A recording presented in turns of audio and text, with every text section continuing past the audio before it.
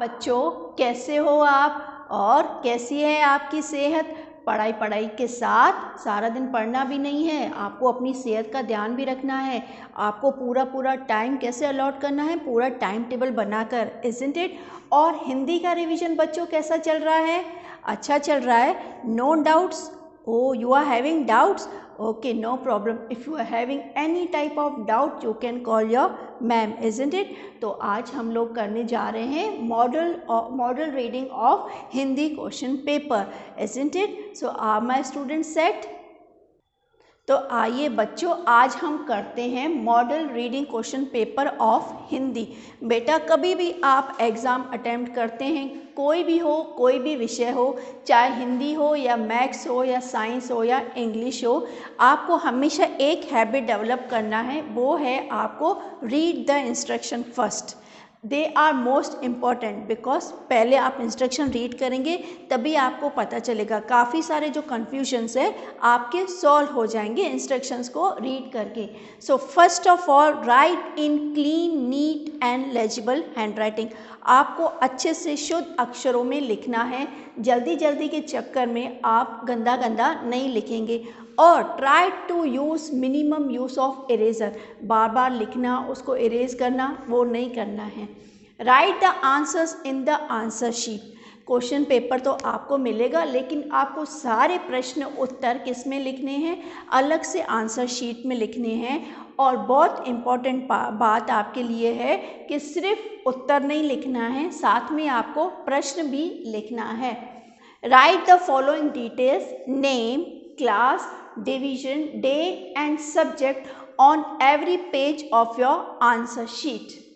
Write the questions also in the answer sheet. जैसे कि मैंने आपको बताया, सिर्फ और सिर्फ उत्तर लिख के नहीं छोड़ देना है, हर एक उत्तर के साथ उसका प्रश्न लिखना भी बहुत ज़रूरी है। The photo PDF of the answer sheet has to submitted before or by 8 PM on the day of the assessment itself. जिस दिन आपकी परीक्षा है उसी दिन आप कंसर्न टीचर को, सब्जेक्ट टीचर को आप उसका PDF भेजेंगे, फोटोशॉट भेजेंगे उसका by 8 PM और before 8. Okay, now we move further. हम लोग आगे बढ़ते हैं प्रश्न उत्तर की ओर। सबसे पहले आपके लिए प्रश्न होगा, दिए गए प्रश्नों के उत्तर में सही का चिन्ह लगाइए, यानी कि टिक द करेक्ट ऑप्शन। आपको 3 ऑप्शन दिए गए होंगे, तो आप पहले प्रश्न रीड करेंगे, सोचेंगे, उसके बाद ही आप सही पर टिक करेंगे। बच्चे कौन सा खेल खेल रहे थे? क्रिकेट, फुटबॉल अथवा बैडमिंटन। दूसरा है, गाय बांधने के लिए अर्जुन को किसने आवाज़ लगाई? चाची ने, राम चाचा ने अथवा माँ ने।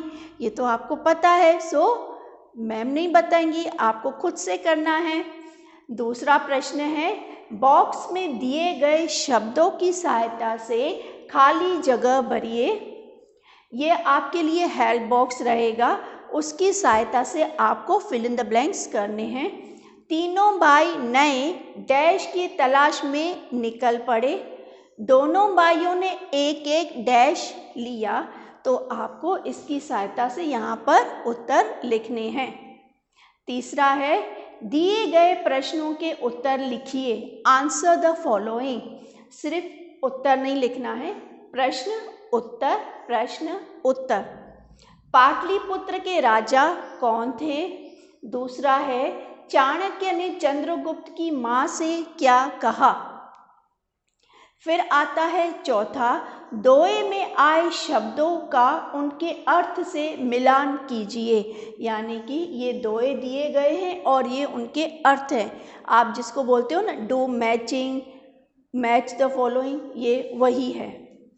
अ कॉलम में जाके और बानी, और आ कॉलम में होगा बोली अथवा जिसके। फिफ्थ होगा, 5वां प्रश्न आपके लिए होगा कंप्लीट द पोएम, यानी कि कविता की पंक्तियां पूरी कीजिए। सूरज का डैश निकलता हमसे जाएंगे।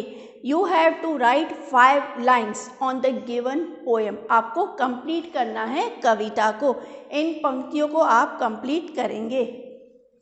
फिर होगा छठा प्रश्न, दिए गए शब्दों के समान अर्थ लिखिए, सेम मीनिंग वाले वर्ड्स।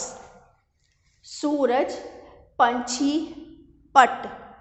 सातवां प्रश्न, दिए गए शब्दों के विलोम शब्द बताइए, ऑपोजिट वर्ड्स। गरीब, दिन, अपना। आठवां प्रश्न, नीचे लिखे दोहे में कवि ने किन बातों की सीख दी है, मतलब कि इसका भावार्थ आपको नीचे समझाना है कि इसका भावार्थ मीनिंग इसका क्या निकलता है। सांच बराबर तप नहीं, झूठ बराबर पाप, जाके हृदय सांच है, ताके हृदय आप। तो इसका मीनिंग आपको इधर एक्सप्लेन करना है, भावार्थ लिखना है।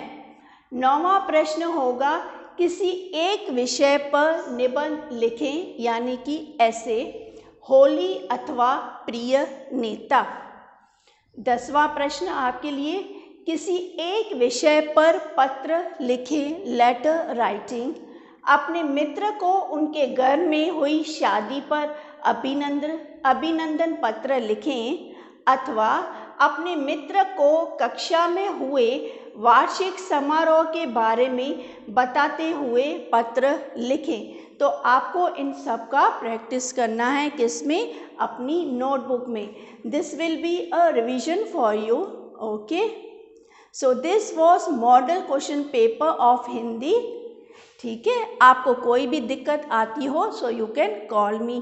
अगर आपको भावार्थ समझ में नहीं आ रहे हैं, कहीं किसी पर डाउट है, किसी भी चैप्टर में आपको कठिनाई हो रही है, so you can call your Anjali ma'am. ठीक है, तो मुस्कुराते हुए और एग्ज़ाम्स की तैयारी करते हुए ऑल द बेस्ट। नमस्कार बच्चों।